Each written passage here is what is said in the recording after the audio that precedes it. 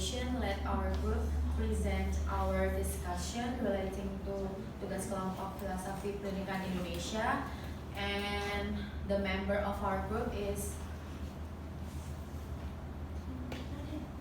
My name is Arif Sugi Hudawara Kusuma.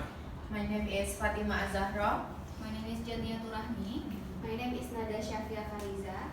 I am Sri Yudi Kalustari. My name is Shipalulia. And the first presentation will be delivered by Arif Sugi.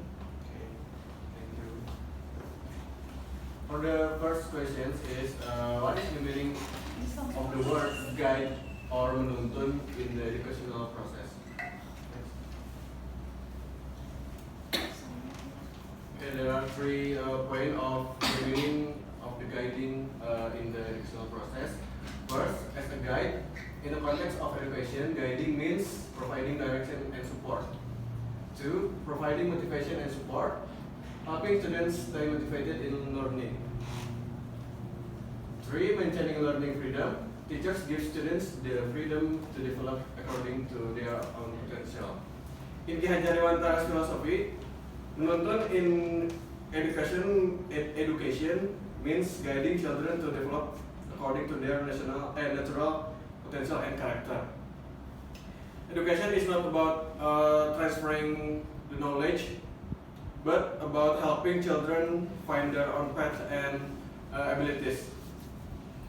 This aligns with his principle. First is ing ngarso suntolodo, ing madia mangun karso, and tuturi handayani, which suggests that educators should lead by examples, inspire, and support from behind, allowing children to grow independently at their own pace.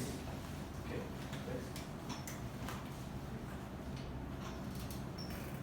The meaning of guiding in socio-cultural context of the origins, and this is the three points of by the expert. First, from Geertz 1961, values of mutual cooperation and togetherness in various regions of Indonesia. Mutual cooperation and togetherness are the essence of guiding, reflecting mutual support in learning. Two, from Kunchoroningrat 1993, respect and ethics in education. Respect and ethics are important components of education in Indonesia, where guiding means mentoring with respect. Three, appreciating local wisdom. The concept of guiding in local culture also involves introducing and preserving local wisdom for the younger generation, so they remain connected to their roots from Sosial 2002. Okay, in my I choose my region in Cianjur because Cianjur have 7 noble cultural atau 7 pilar budaya yang ada di Cianjur. The first is Ngaos, Mamaos, Mainpok, Tatanen, Tanginas, Someah, and the last is Sauyunan. For the example, the concept of Ngaos, Mamaos, Mainpok, Tanginas, Tatanen, Someah, and Sauyunan represents Sundanese wisdom applied in education to build character, independence, and social harmony. Ngaos emphasizes reading comprehension and critical thinking, while Mamaos fosters cultural expression through art. Mainpok involves physical education and discipline, and Tanginas encourages resilience and adaptability. Tatanen teaches environmental awareness and economic self-sufficiency through activities like gardening. Someah emphasizes politeness and respect, creating an inclusive atmosphere, and Sauyunan, the last, promotes teamwork and cooperation. Together, these principles aim to develop. Sorry, I'm checking. Together, these principles aim to develop students who are resilient, culturally aware, morally upright, and socially engaged. Okay. Next.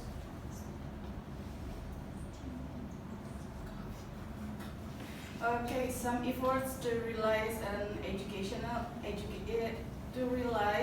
in a cultural context. There are 3 points that we discussed before.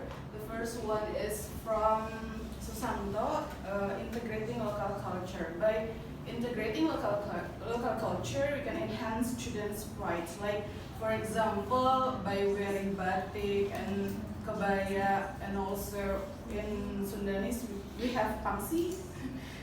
I don't know how to pronounce it, but Ilham say it's pangsi. So I think by wearing these traditional clothes, it can enhance their local pride. And then the second one by Darmono, using culturally teaching methods. We can use traditional games in our class. For example, I have done this before. In my village, it calls tamat, but in Google I search it calls engklek.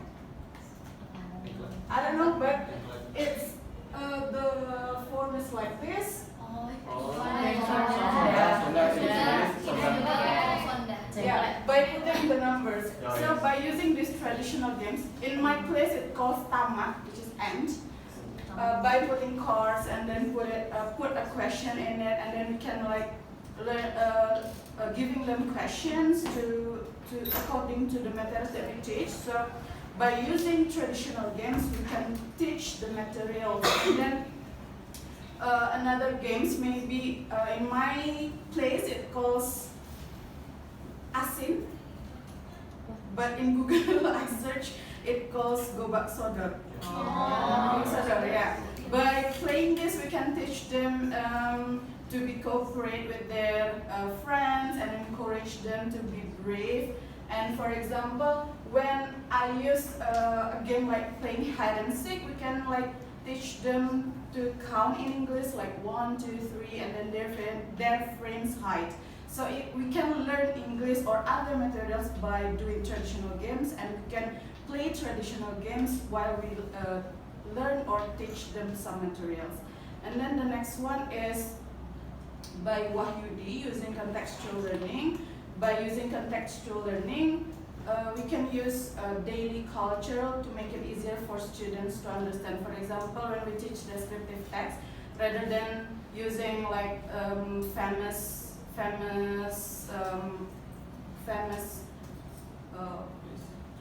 places, we can use like, for example, in Bogor we can using an example like Bogor Botanical Garden, or we can describe an endemic animal so they can relate it to their own culture and environment. So by doing these efforts, we not only teaching them the materials, but we can also teach them to respect their cultures and ancestors. Okay, next, the importance of considering the kodrat alam and kodrat zaman in educational terms. So, before I explain the importance of it, I will tell you that what is kodrat alam means. So, kodrat alam is a person live or located. So, where we located right now. And kodrat zaman means that a potential strength or personal condition that changes considering according to social condition or development over the time. So it must be changed over the time. So here are the importance of considering kodrat alam and kodrat zaman in education. The first one is align with the environment. Align with the environment means that as a teacher we need to teach students the environment, especially in the school.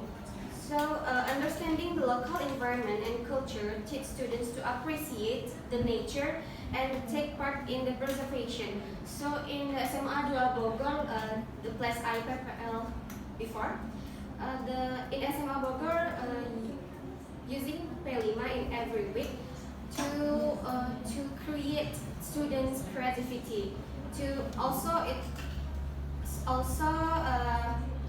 The function of P5 to take students take care of the environment in the school. Jadi di SMA 2 Bogor itu using P5 one of example that in class 11-8 they create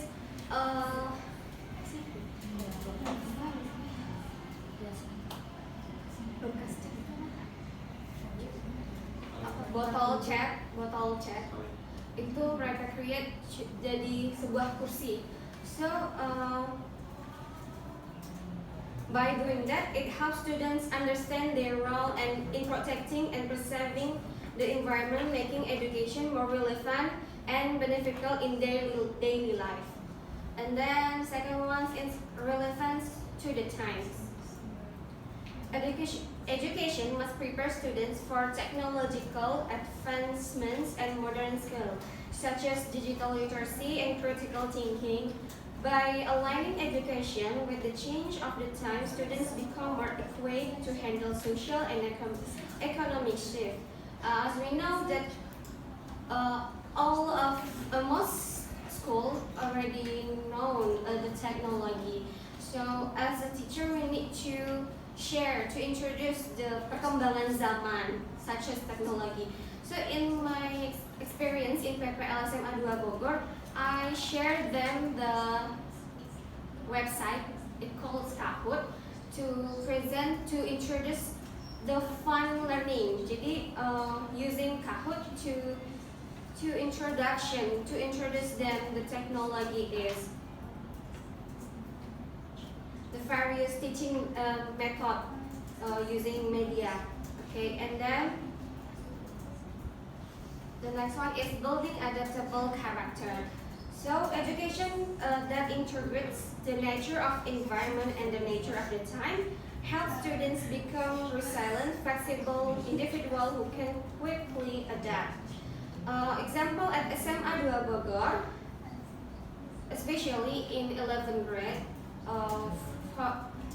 for observation at the time, the teacher gives them the project-based learning. So they make a project about the narrative text. So the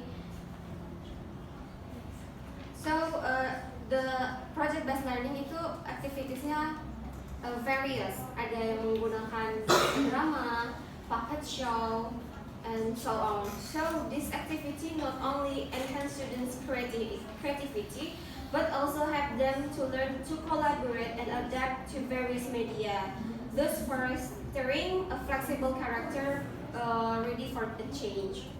And then preserving cultural identity amid modernization. Preserving cultural identity can also apply in learning context, in learning process, such as contextual learning, to introduce the students the original culture. For example, in narrative text, the teacher gives a story about Sundanese legend like Sang Kuryang. So it's one of the way to keep the culture, the original culture, in their modernization era. Next, I will explain. And then for the next question, this is about the relevance of KHD education that liberates students for the teaching professions. So education that liberates students, according to KHD concept, refers to creating an educational process that allows students to freedom to learn, thinking, create critically, and fully develop their potentials. So here are the three aspects of the concept. The first one is creating a free and independent learning environment. So the educational should encourage students to learn independently, seek knowledge, and develop their skills. Creating a free and independent learning environment for students is about giving a tool, autonomy, and mindset to take charge of their learning while still providing guidance and support. So it can be achieved by creating a safe atmosphere in the class, and then with sportive atmosphere like formal collaboration and shared learning in the learning activity or the process. encourage self-direct learning. So educating students to become responsibly ethical individual who can positively contribute to society. So in this part, we as a teacher create students to independent and give the opportunity to develop their potential as individual. And the second one is valuing individual potential and needs. In evaluating individual potential and needs is a crucial aspect of learning that related to creating a personalized, active learning environment. Each students have unique character, has strengths and challenges. So as a teacher, we can see or we can know how about the character of the students. One of the examples, we can evaluating individual potentials and needs by using combination of assessment, by observation, feedback, and then can gain a comprehension understanding of their strengths, challenge, and preference, and social emotional needs. So as a teacher, we know how about their character and how about their needs, so we can improve their potentials in the classrooms. The third, education as a tool for empowerment. Education as a tool of empowerment is a powerful concept that emphasizes the role of education in providing individuals with knowledge, skill, and confidence to inform decisions, improve their lives, and contribute meaningful to society.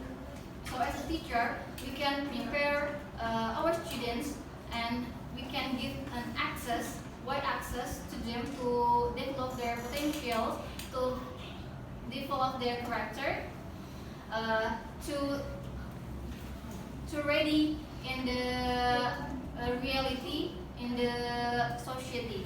So educational empowers individuals to take control of their life and makes positive contribution to their communities. So overall, educations that liberates aim to free students from various forms and preserves and constraints, providing them the space to grow and develop according to their individual potentials. This creates a generation better, prepare for challenges and active participate in society.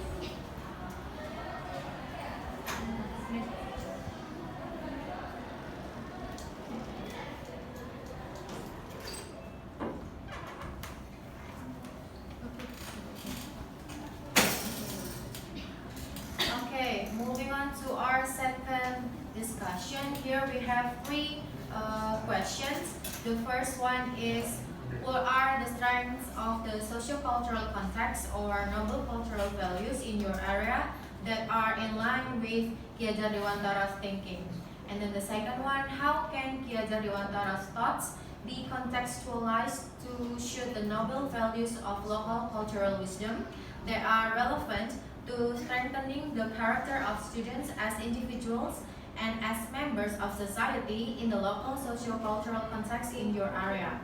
And then the third question here, agree on one strength of Ki Hajar Dewantara's thinking that strengthens the behavior of students in your class or school according to the local socio-cultural context in your area that can be applied.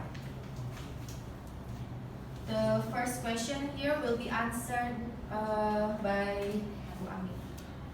Okay, for answering the question number one, we use the Sundanese culture, and we use 7 pillars of this Sundanese culture that consists of silih asih, silih asah, silih asuh, silih asuh, somea, ngaos, mamaos, maempat, tangginas, tatanan, dan sauyunan.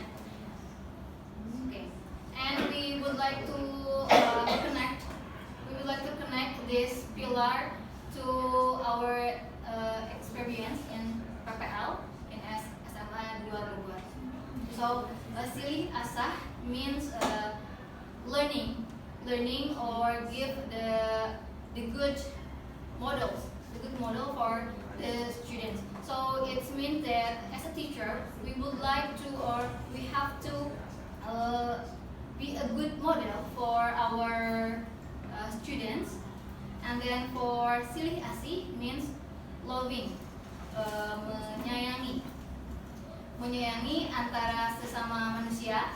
Dan in this case, silih asih related to our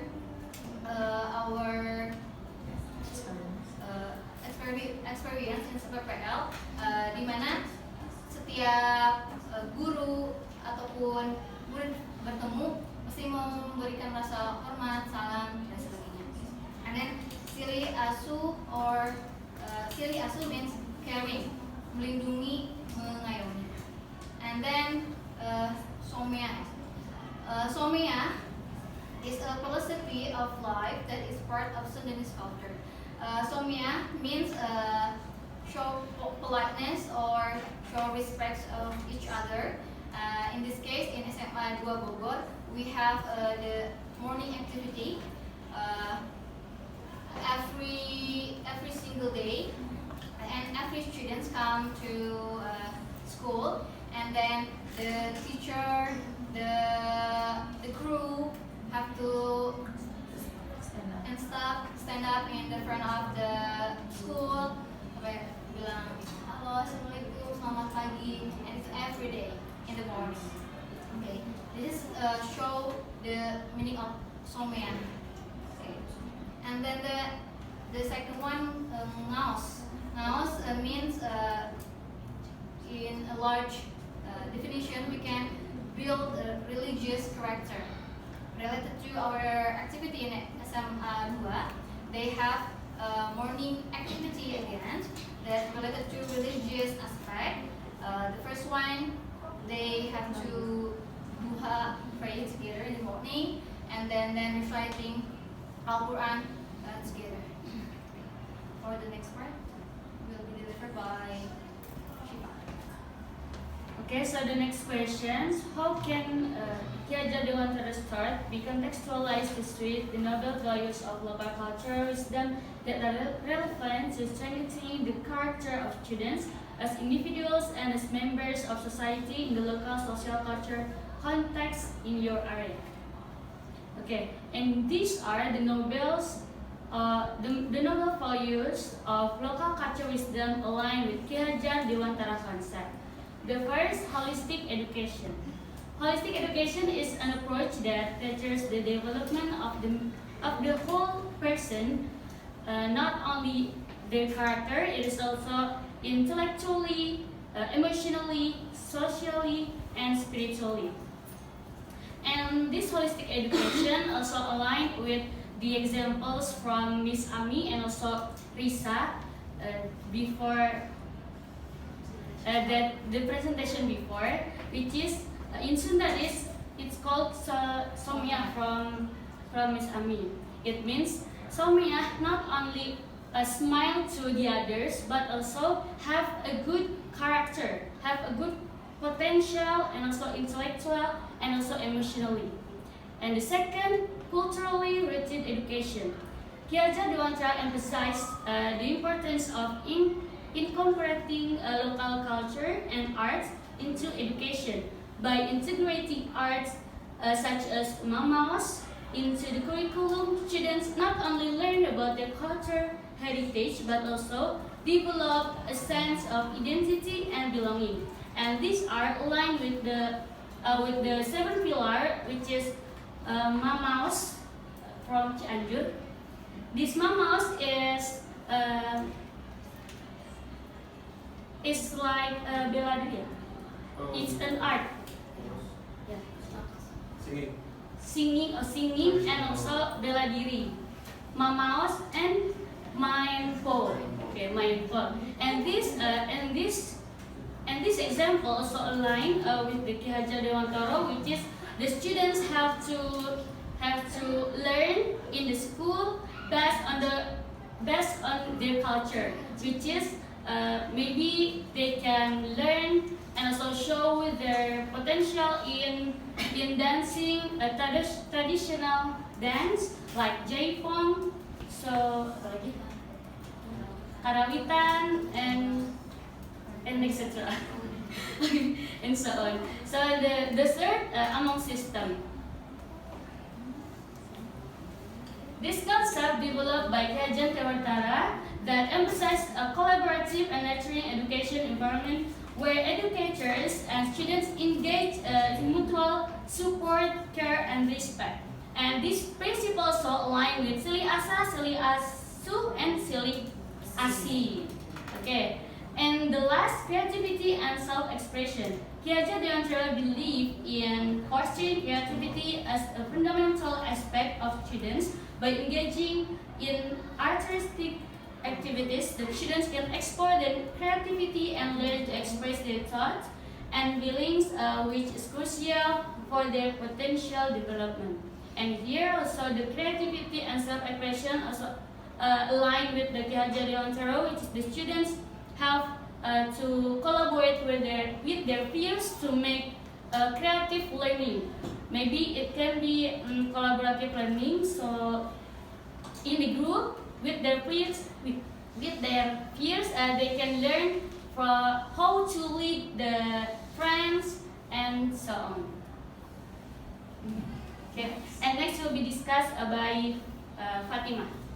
Okay, here for the questions number 3 from KHD Dewantara's thinking.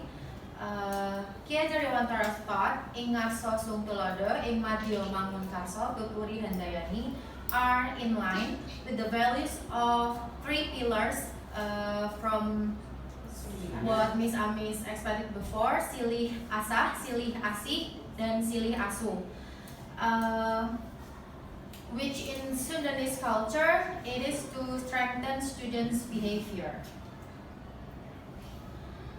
Here, one strength of KHD Dewantara's thought that is very relevant and suitable for application in the local Sudanese socio-cultural context.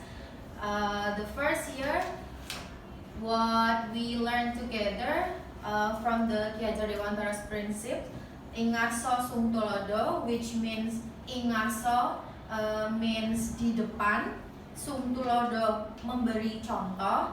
So a teacher is role of model of discipline and empathy, reflecting compassion so that students learn to respect each other.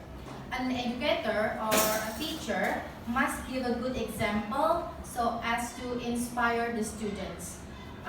This is aligned with Silih Asa, which refers to mutual learning. So the students should give a good example so that the students can sharing knowledge to each other.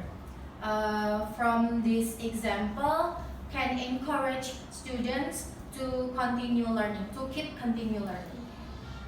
And then the second here, ing madya mangun karso means ing madya itu di tengah, mangun karso membangun semangat.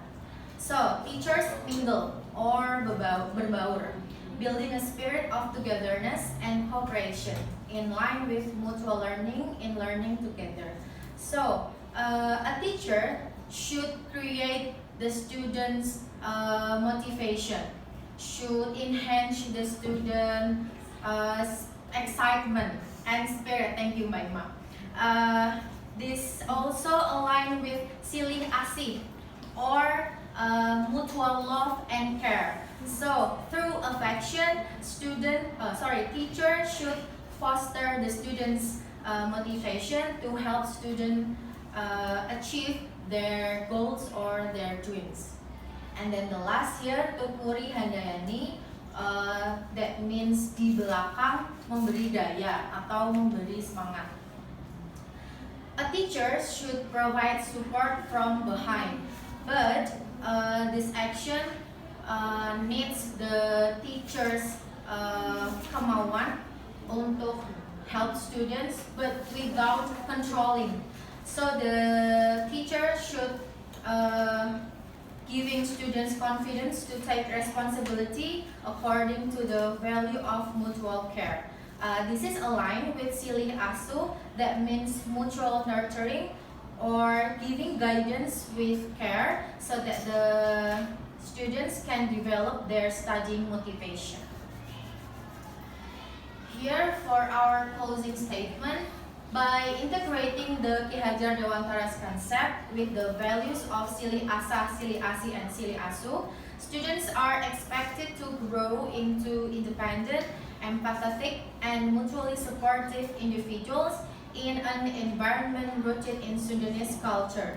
And also, students are expected to create a harmonious educational process that can develop their good character, and also hoping they can develop their strengths.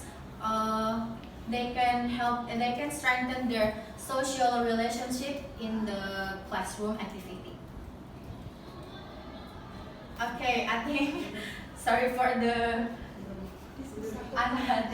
quality. I think that is all from our group. Thank you so much for the attention. Is there any question? No?